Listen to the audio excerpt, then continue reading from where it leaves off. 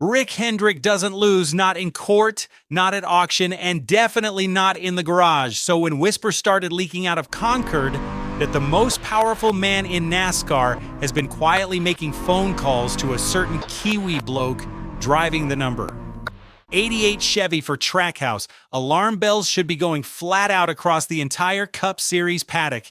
Because here's the kicker, Shane Van Gisbergen just won Watkins Glen. Again, that's his 7th Cup Series win. He's now tied with Jeff Gordon and Kyle Busch for road course victories across NASCAR's 3 National Series. And the number 48 Ally Chevrolet, it's currently being driven by a bloke battling vertigo, sitting on an expiring contract, with Corey Day's name being whispered louder every single week. This isn't a rumor anymore. This is a heist in motion. And by the end of this video, you're going to understand exactly why SVG isn't just an option for that 48th seat. He's the only option Rick Hendrick can afford to pick. Look, if you're watching this from Auckland, Sydney, Brisbane, or anywhere the supercars used to be your Sunday religion, this channel was built for you. We're the only NASCAR channel digging into the SVG storyline from a Kiwi and Aussie lens. No fluff, no recycled American takes. Smash that subscribe button right now and ring the bell, because the next 30 days of silly season are going to break this sport wide open, and you do not want to find out on Twitter. Trust me, what's coming next will change how you see the entire Hendrick organization. Let's get into it, right? Let's lay the cards on the table, because the numbers tell a story Rick Hendrick can't ignore. Since SVG arrived in NASCAR full-time, he has turned road courses into his personal playground. In 2025, he won 5 of the 6 road course races on the Cup schedule. 5 out of 6. That's not dominance. That's an absolute monopoly. Chicago Street Course, pole and win. Mexico City inaugural Cup race, won it. Sonoma, won it. Watkins Glen, won it. Charlotte Roval, won it. He sewed up his playoff bubble in the regular season with road course points alone, then went on a charge through the postseason that had every crew chief in the garage scribbling notes. Then 2026 rolls around, and the question everyone asked was simple: can he do it on the ovals? Because that's been the knock on him, right? Brilliant on the twisty bits, but does he have the touch when the car goes tight in the center of a 1.5-mile oval or loose off turn 4 at Atlanta? Well, here's your loop number 1. What if SVG is quietly fixing that weakness right under our noses? Look at the early 2026 data. 13 starts. He's running mid-pack on intermediates, but he's finishing races. He's learning the draft at super speedways. His average finish has crept up. He took that Watkins Glen win in May 2026, his 2nd consecutive win at the Glen, and jumped right back into a provisional playoff spot. The bloke's not just a road course specialist anymore. He's becoming a complete Cup driver.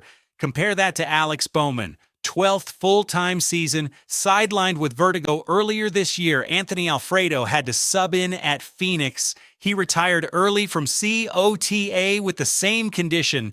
Kyle Larson himself admitted publicly that Bowman's vertigo situation has been a stress point inside the Hendrick walls, and his contract expires at the end of 2026. So you've got a driver with health concerns, an expiring deal, and inconsistent results versus a Kiwi who is the hottest road course commodity in the sport's history, learning ovals faster than anyone predicted, and sitting in a satellite Chevy team that uses Hendrick engines anyway.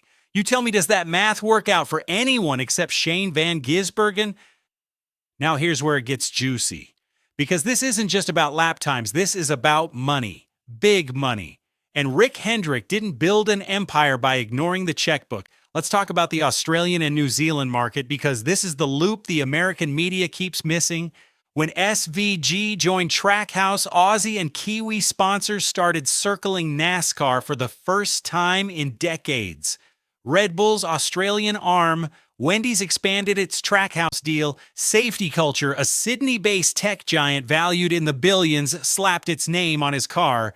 V8 Sleuth has been tracking sponsorship pieces falling into place down under for 2 solid years. Why does this matter to Hendrick? Because Hendrick Motorsports has sponsors like Ali, Valvoline, HendrickCars.com, and Chevrolet itself, all of whom desperately want to crack the Asia-Pacific market.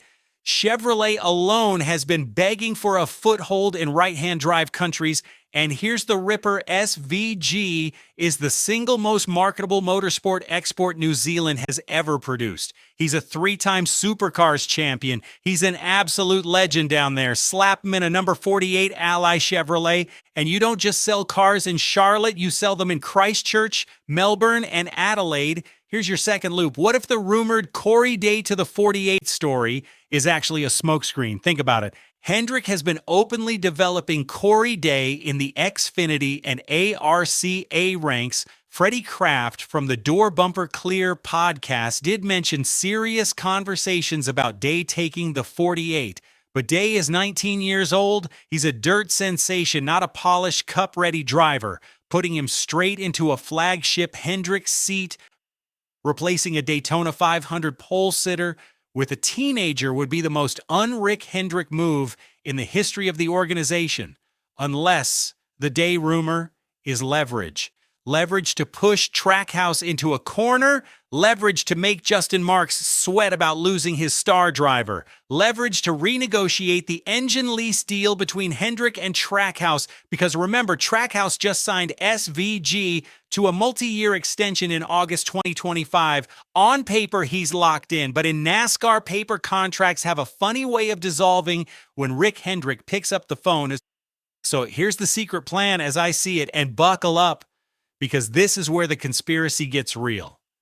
Connor Zilisch, Trackhouse's other golden child, is already taking over the iconic number 88 in 2026, the same number SVG made famous in his Rookie Cup campaign. That's significant. That's Trackhouse signaling that Zilisch is the long-term face of their organization, which means SVG, despite his extension, is no longer the untouchable centerpiece at Trackhouse. Enter the ultimatum.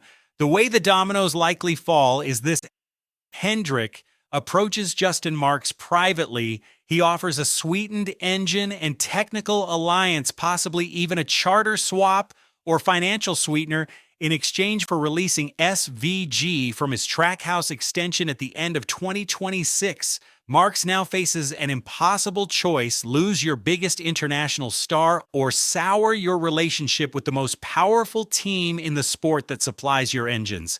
Meanwhile, Bowman's contract quietly expires. Hendrick thanks him for his service, possibly slides him into an Xfinity or ambassador role, and the number 48 Ally Chevrolet gets a Kiwi behind the wheel for 2027. Corey Day, he waits another year, gets seasoned in Xfinity, and slots into a fourth or future seat when one opens up. Everyone wins except Trackhouse, who just lost their crown jewel. And here's your final loop.